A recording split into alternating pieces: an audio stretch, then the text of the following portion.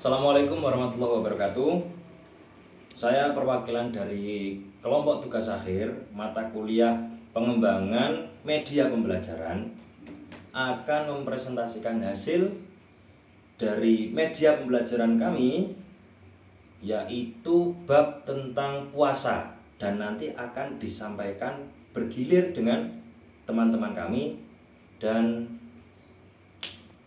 saya Abdul Nafi Mustajab di sini akan menerangkan tentang pengertian puasa. Jadi pengertian puasa di sini secara bahasa, syam atau saum berarti menahan dari sesuatu. Kalau secara istilah, menahan diri dari sesuatu yang membatalkan puasa mulai fajar hingga terbenam matahari disertai dengan niat, syarat, dan rukun. Saya di sini Ahmad Bukofi akan menerangkan mengenai dalil puasa yang telah dijelaskan oleh Mas Nafi, yaitu pada surat Al-Baqarah ayat 187 yang berbunyi wa kulu washrabu hatta yatabayyana lakumul khaytul abyadu minal khaytil aswadi minal fajr thumma atimmus siyama ilal lail. Oke, saya akan melanjutkan keterangan dari Mas Mukofi. Saya Muhammad Awaludin Yusron. Di sini akan menerangkan tentang syarat wajib puasa. Syarat wajib puasa yang pertama adalah Islam. Jadi kebalikannya adalah ketika ada orang yang non-Islam, maka dia tidak wajib berpuasa. Kalau toh dia melakukan puasa, maka puasa itu tidak dinilai pahala. Yang kedua, poin nomor 2 adalah berakal sehat. Maka kebalikannya, jika orang tadi dalam tanda kutip gila, maka puasanya tidak sah. Atau ketika ada orang sehat, di tengah-tengah puasanya tersebut dia gila, maka puasanya menjadi tidak sah karena tidak memenuhi syarat wajib puasa. Poin nomor 3 adalah suci dari haid ataupun nifas. Ini sudah umum dan ini berlaku khusus pada orang perempuan saja. Jadi ketika ada perempuan, ketika dia berpuasa, di tengah-tengah puasa dia haid atau melahirkan, maka di saat itu pula lah puasanya menjadi batal. Yang poin selanjutnya adalah balik. Kebalikannya adalah ketika ada orang yang tidak balik, ketika ada orang yang tidak balik, maka puasa yang dilakukan oleh orang tersebut itu tidak sah karena tidak memenuhi syarat nomor 4, yaitu balik. Dan poin terakhir adalah mampu. Mampu di sini tidak terikat pada laki-laki saja, jadi pada perempuan pun juga bisa terkena hukum mampu ini. Maksudnya mampu itu bagaimana? Ketika ada orang sakit, itu tidak diwajibkan untuk berpuasa. Sebaliknya, jika orang itu mampu dan tidak melakukan puasa, maka orang tersebut akan mendapatkan dosa. Sekian dari saya, terima kasih. Di sini saya Ahmad Bukofi akan melanjutkan keterangan dari Mas Busron, yaitu poin selanjutnya berupa rukun puasa, yang mana rukun ini harus dijalani atau dilakukan oleh orang yang berpuasa. Karena ketika orang kok puasa tapi tidak memenuhi rukun-rukun puasa, maka puasanya tidak dianggap sah. Oke, rukun yang pertama apa? Niat. Nah, maka orang yang berpuasa itu harus melakukan niat, karena sesuai dengan hadis innamal a'malu binniyati wa innamal likulli imri'in ma nawa. Kok ana wong poso terus gak niat, maka posone ora dadi ora sah. Untuk puasa wajib, niatnya harus dilakukan sebelum fajar. Maka kok ketika ada orang puasa wajib niatnya habis subuh, maka puasanya tidak jadi. Oke. Syarat yang kedua apa? Harus menjaga diri dari segala perkara yang bisa membatalkan puasa, baik dari aspek makan dan minum atau menahan hawa nafsu. Mulai kapan? Mulai dari fajar sampai terbenamnya matahari. Jadi kok ana wong poso, awan-awan moro-moro nafsune muncak, kemudian dia melakukan hal-hal yang dilarang, maka batallah puasa tersebut karena tidak memenuhi rukun-rukun puasa. Sekian, terima kasih. Ya, Saya Muhammad Mujab Nurul Mubin akan melanjutkan keterangan yang sudah dibahas oleh Mas Mukofi tadi. Saya akan membahas tentang kesunahan puasa. Kesunahan puasa ini ada banyak. Yang saya cantumkan di sini itu hanya beberapa. Yang pertama itu makan sahur.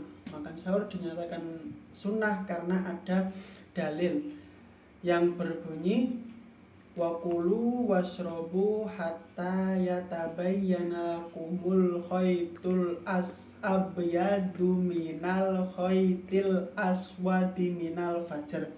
Lah itu merupakan dalil kita disunahkan untuk melaksanakan sahur. Itu kesunahan yang pertama. Yang kedua itu adalah mengakhirkan sahur.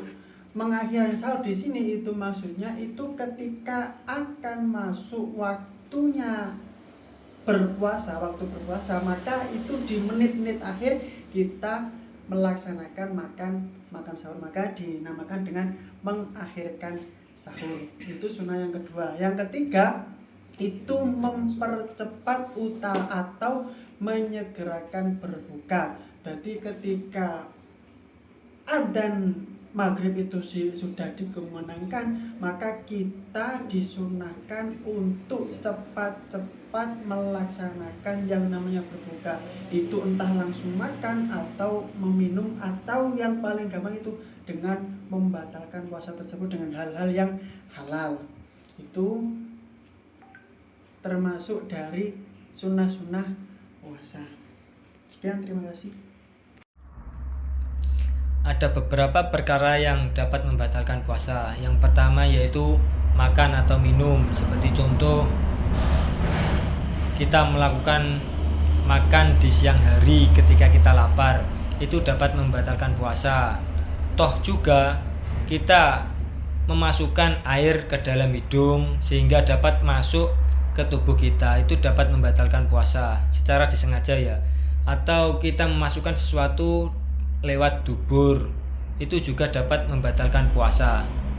Nah, yang kedua, murtad atau keluar dari agama Islam, itu juga dapat membatalkan puasa. Nah, yang ketiga yaitu muntah secara disengaja. Seperti contoh, kita memasukkan sesuatu ke dalam mulut kita sehingga menyebabkan isi di perut atau yang di dalam tubuh itu mengeluarkan sesuatu dari mulut, itu dapat membatalkan puasa. Beda lagi ketika kita mabuk atau sakit, itu tidak membatalkan puasa karena tidak disengaja. Nah, yang keempat yaitu bersetubuh di siang hari, itu dapat membatalkan puasa dan dapat denda seperti membayar fidyah atau puasa selama 60 hari. Nah, yang kelima, haid atau nifas bagi perempuan. Ketika perempuan itu haid di waktu siang hari, itu puasanya tetap batal dan wajib membayar puasa ketika sudah bulan Ramadan selesai. Nah, yang keenam yaitu keluar mani. Seperti contoh, kita merangkul lawan jenis atau gimana secara sengaja, atau bersentuhan atau beronani sehingga menyebabkan keluarnya mani.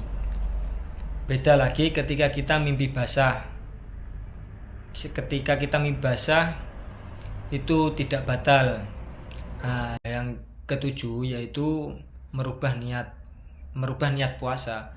Meskipun kita di awal sudah niat puasa, tapi di pertengahan, di waktu siang hari kita berubah niat, maka puasa kita batal gitu. Nah, yang ke-8 hilangnya akal, seperti contoh mabuk, gila. Meskipun itu udah mau maghrib, ada seorang gila, itu tetap batal puasanya. Terima kasih. Sekian tugas video pembelajaran dari kelompok kami. Bila ada kurangnya mohon maaf sebesar-besarnya. Wassalamualaikum warahmatullahi wabarakatuh.